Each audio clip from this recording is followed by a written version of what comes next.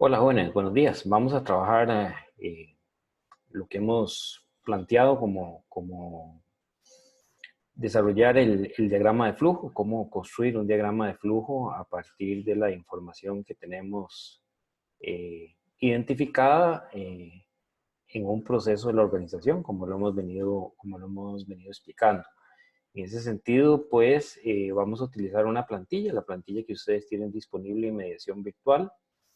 Y el ejemplo que también tiene mediación relacionado al proceso de reclutamiento y selección que la profesora Catalina Esquivel les explicó en el video anterior. Vamos a trabajar entonces en cómo construir un diagrama de flujo a partir de simbología eh, de estándares internacionales que nos permiten de alguna manera establecer un flujo y hacer lo que llamamos un diagrama. Voy a compartir entonces el archivo. Aquí vamos a utilizar el Excel como un mecanismo de trabajo, como una herramienta de trabajo para estos efectos.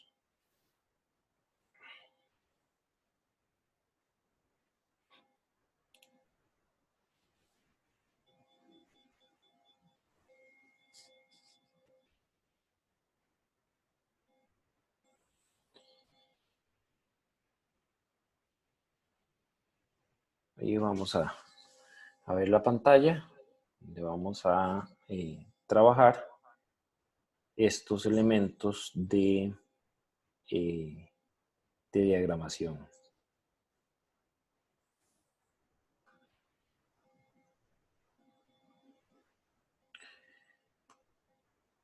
Como pueden ver, tenemos acá el, el diagrama de flujo, que era lo que les quería mostrar. Si ustedes ven el diagrama, digamos, lo hacemos posterior a lo que es el SAIPO, que ya la profesora Catalina explicó, y veríamos acá ya un mayor nivel de detalle. Ya el diagrama de flujo es un siguiente nivel de detalle. Podríamos decir que el SAIPO, que es un nivel 1, ya lo que es un diagrama de flujo sería un nivel 2. Elementos importantes es que ya el procedimiento asociado al proceso, en los conceptos que ya vimos anteriormente, tiene que estar definido adecuadamente con una fecha de elaboración y una fecha de actualización. Si ustedes ven, aquí se empieza a describir lo que sería el diagrama, digamos, en una lógica coherente, digamos, alrededor de los aspectos más importantes que conllevan este proceso. En ese sentido, pues hay una serie de simbología que es particularmente importante de conocer y que vamos a utilizar en este tipo de diagramas. Nos vamos a circunscribir a lo que es la simbología ANSI. Un detalle importante a la hora de hacer un diagrama en primera instancia es que debemos establecer los acrónimos de las unidades ejecutoras, así como lo tenemos en el esquema que tenemos ahí en la pantalla, de manera que vamos a tener los diferentes acrónimos asociados específicamente a cada una de las instancias que participan en el proceso que estamos analizando y que estamos definiendo, ¿verdad? Esos acrónimos nos van a ayudar a identificar, si ustedes ven, la UO es aquí la unidad operativa, el área de recursos humanos la vamos a definir como ARH, las direcciones institucionales como DIR, ¿verdad? Y la presidencia ejecutiva como PE. Entonces, estos son elementos que nos van a ayudar a identificar las instancias que participan directamente en este proceso. Es a partir de esta lógica que conlleva un diagrama de flujo que las actividades van a ir definiéndose en un detalle mayor. Hacer la solicitud de un pedimento de personal. Vean que la redacción del verbo va a ser en infinitivo, terminación arerir. Cada una de las actividades lleva un número consecutivo. Para hacerlo sencillo, vamos a trabajar una numeración básica, ¿verdad?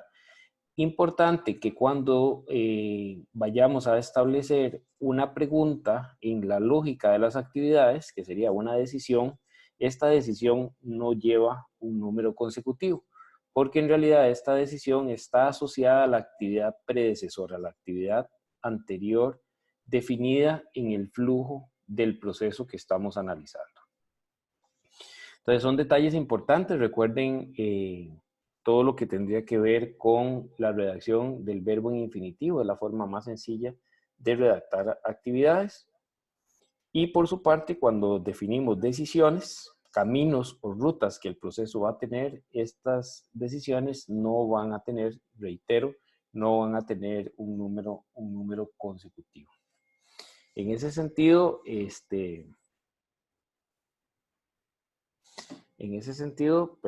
tendríamos que establecer una lógica que nos permita describir el proceso con cierta frecuencia. Siempre insistir que un proceso tenemos que hacerlo siempre, un diagrama, perdón, tenemos que hacerlo siempre de la forma más sencilla posible. Ese es un elemento y una máxima a la hora de diseñar un diagrama de flujo.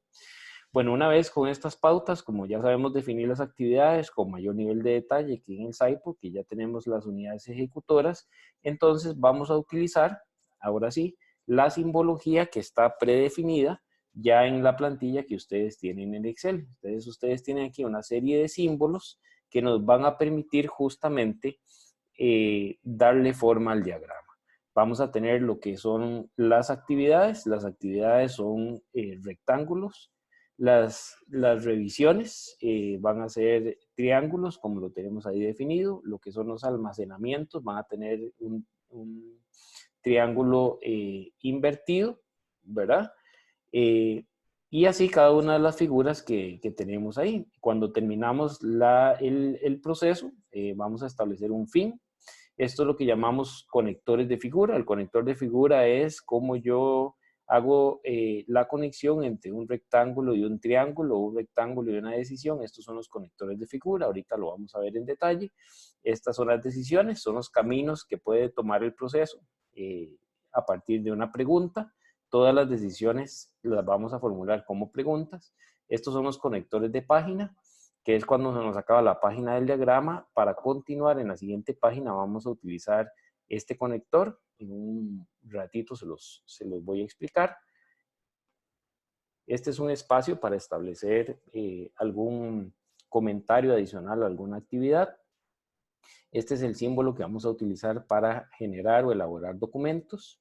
Esto es un conector de figura para nombrar un número determinado. Por ejemplo, si quiero ir a la actividad 3 a partir del proceso, ¿verdad? Entonces en el círculo, justamente, en el círculo yo le voy a poner un número 3, ¿verdad? O si fuera que necesito ir a partir de esa actividad a la actividad número 15, entonces yo le pongo un 15 dentro de ese conector de actividad. Y por otro lado, las actividades detonantes son las actividades que van a iniciar generalmente todo proceso en un diagrama como estos.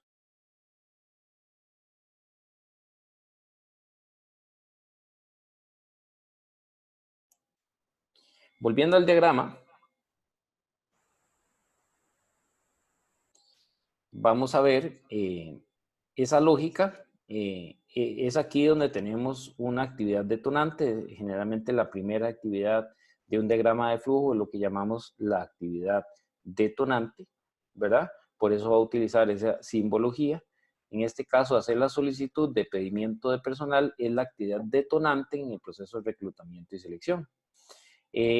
Una vez que tenemos esa actividad detonante, definimos el símbolo de actividad detonante según corresponda y vamos describiendo cada una de las actividades con ese nivel de detalle que hemos planteado y que hemos definido. Recuerden que podemos utilizar el espacio de observaciones para darle una complementariedad a las actividades, de manera que hacer la solicitud de pedimiento de personal, que es lo que estamos definiendo acá, tiene una complementariedad en la observación que dice esta actividad contempla el llenado del formulario de pedimento de personal correspondiente. y entonces vamos a tener en este caso esa posibilidad o esa flexibilidad en esta forma. Hay muchas formas de hacer diagramas de flujo, pero en esta plantilla que estamos utilizando y es la que vamos a ver en el curso, pues vamos a tener esta posibilidad. Así nos toca conectar las figuras. Esto es lo que llamamos, que les decía anteriormente, esto es un conector de figura, ¿verdad? Que me permite conectar la actividad predecesora con el símbolo correspondiente con el símbolo que corresponde a la actividad subsecuente, que en este caso es enviar el pedimento de personal al área de recursos humanos. Recuerden que el verbo siempre tiene que ir infinitivo. Esa es una buena práctica a la hora de hacer diagramas de flujo y así sucesivamente.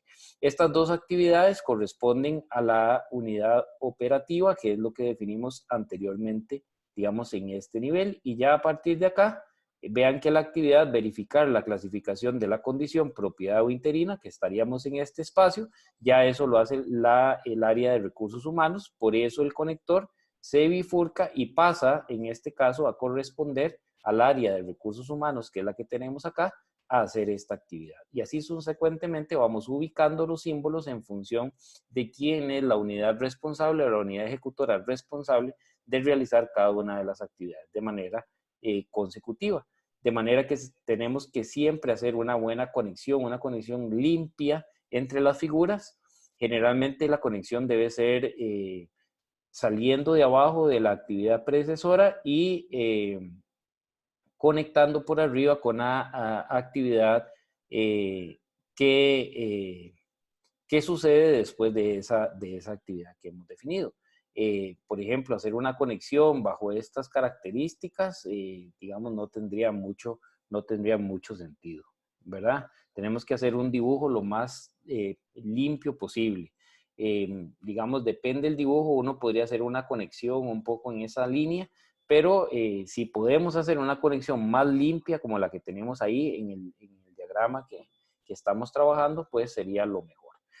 Tal vez aquí un elemento importante, recuerden que las preguntas están asociadas a la actividad predecesora y las preguntas nos van a llevar a decisiones. Por eso lo formulamos justamente a nivel de pregunta y recuerden que no tienen número de actividad porque son parte justamente de determinar, en este caso, determinar el mecanismo para llenar la plaza que se requiere en la institución. Entonces, la presidencia ejecutiva comunica que el mecanismo es ascenso directo. Si esa es la pregunta y la respuesta es que sí, aquí, digamos, por las características de este proceso, vamos a ir a una siguiente pregunta, que sería esta. La presidencia ejecutiva comunica que el mecanismo es un concurso interno o externo.